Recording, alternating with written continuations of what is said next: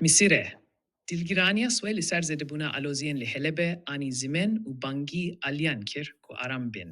Birevebirya kahire tekeskir ku çareseria mainde tene bi pevajoye ke siyasiya berfireh ku Kurd jidinavde berjevendin hemu pekatein gele Suriye liberçavan digire pekane.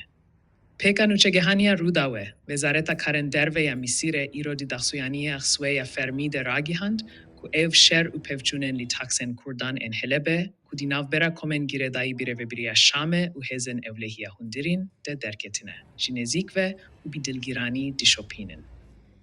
Tirsandina sivilan nay kebul kirin.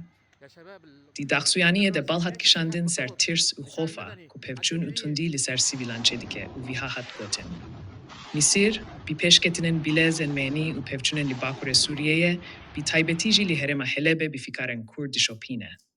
Kiryaren tundiye yen ku dibin sedema tirsandina sivilan, metirsiya encamen şeternak li ser evlehi u aramiya Suriye'ye bira hildigirin.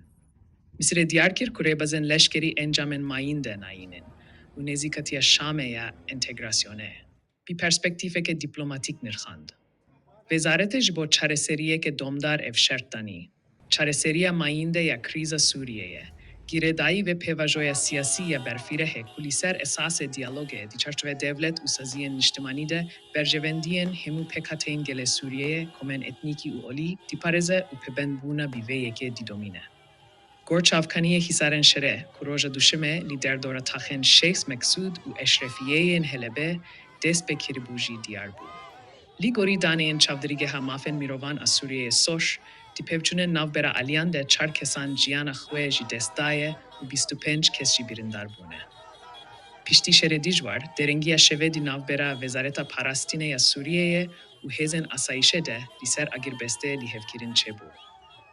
Ciheladin ve çokaniyen Rojava Kurdistane ji videoyen keyfswaşi bilav kirine u vihadan zanin kuji bocara seyemin, hezen Kurdistane poze terrorizma devleta Suriye'ye şikandin.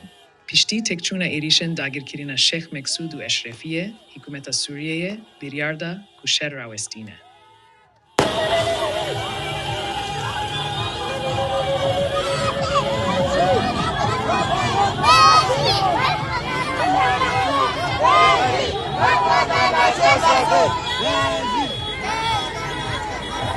Rejim,